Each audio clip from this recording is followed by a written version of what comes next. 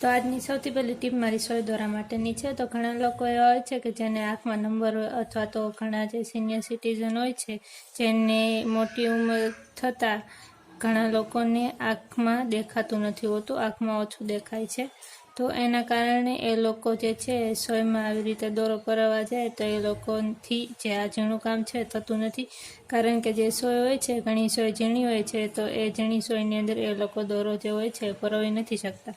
તો આપણે શું કરવાનું છે કે આપણે કોઈ પણ જે આવું કાગળ હોય છે એવું આપણે આવું ચોરસ કાગળ આપણે કટ કરી લેવાનું છે અને આપણે એને આવી રીતે ત્રિકોણ આકારમાં વાળી દેવાનું છે। પછી આપણે શું કરવાનું કે આપણે જે દોરો હોય છે એ દોરો આપણે લઈ લેવાનો છે અને આપણે એનો એક ભાગ જે છે એ આવી રીતે આની અંદર આવી રીતે મૂકી દેવાનો છે અને પછી આને આપણે વાળી દેવાનું છે કાગળ। પછી આપણે આપણી જે સોય છે એને લેવાની છે અને એની અંદર જે કાગળ હોય છે આને આવી રીતે આપણે પરોવી દેવાનું છે। આવી રીતે પરોવ્યા બાદ આપણે જે આ કાગળ હોય છે એને અહીંયાથી આપણે એને તોડી લેવાનું છે અને આવી રીતે તમે એકદમ ઇઝીલી જે દોરો હોય છે એને પરોવી શકો છો। તો આ જે ટીપ છે તમને કેવી લાગી એ મને કોમેન્ટમાં જરૂરથી જણાવજો। તો આની પછીની ટીપ આપણે જોઈએ। તો આપણે જ્યારે નવી ચાકુ લાવીએ ત્યારે એની અંદર ખૂબ જ ધાર હોય છે અને જે ધારવાળી ચાકુ છે એની મદદથી આપણે શાકભાજી કટ કરતા હોય તો ઘણી વખત આપણો જે અંગૂઠો હોય છે ત્યાં કટ લાગી જતો હોય છે। તો તમે અહીંયા જોઈ શકો છો કે મને પણ અહીંયા કટ લાગી ગયું છે।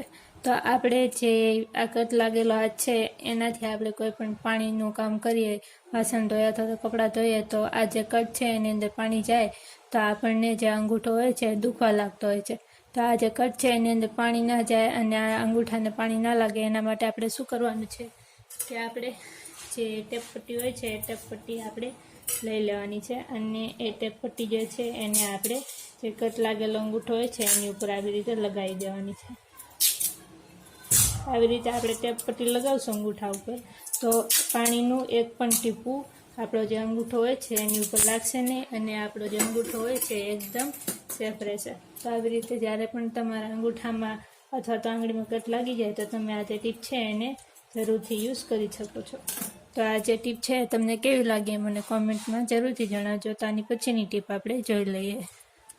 તો મારી નેક્સ્ટ ટીપ જે ગેસનું બર્નર હોય છે એના માટેની છે। તો ઘણી વખત એવું થાય છે કે આ જે ગેસનું બર્નર હોય છે એની અંદર ખૂબ જ કાર્બન જમા થઈ જતો હોય છે, એની અંદર ખૂબ જ કચરો થઈ જતો હોય છે। તો એના કારણે આપણું જે ગેસ હોય છે એ પણ ખૂબ જ ધીમો ચાલે છે અને આપણે જે ગેસ છે એની બરબાદી પણ ઘણી બધી થતી હોય છે। તો આ જે ગેસનું બર્નર છે એને સાફ કરવા માટે આપણે શું કરવાનું છે કે આપણે કોઈ પણ જે બટેટું હોય છે બટેટાનો ટુકડો આપણે કટ કરી લેવાનો છે અને પછી એને આપણે આવી રીતે જે એ ગેસના બર્નરના જે કાણા હોય છે ત્યાં આપણે આવી રીતે ઘસવાનું છે। તો આવું કરવાથી શું થશે કે એની અંદર જે પણ કંઈ કચરો હોય એ બધો જ કચરો નીકળી જશે અને આપણો જે ગેસ છે એ ફરીથી નોર્મલ રીતે ચાલવા લાગશે। તો આવી રીતે બટેટું જે હોય છે એને ઘસ્યા બાદ આપણે જે આ બર્નર હોય છે એને સારા પાણીની અંદર ધોઈ લેવાનું છે।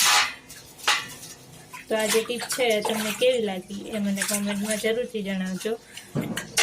તો આની પછીની ટીપ આપણે જોઈ લઈએ।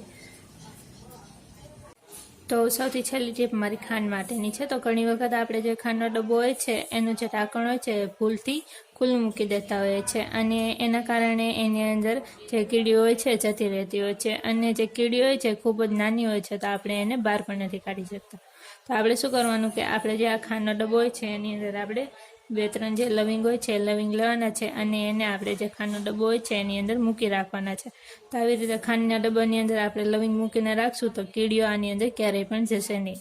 તો આજનો વિડીયો તમને કેવો લાગ્યો મને કોમેન્ટમાં જરૂરથી જણાવજો અને પસંદ આવ્યો હોય તો વિડીયોને લાઇક શેર જરૂરથી કરતા જજો અને ચેનલ ઉપર નવા આવ્યા હોય તો ચેનલને સબસ્ક્રાઈબ જરૂરથી કરતા જજો।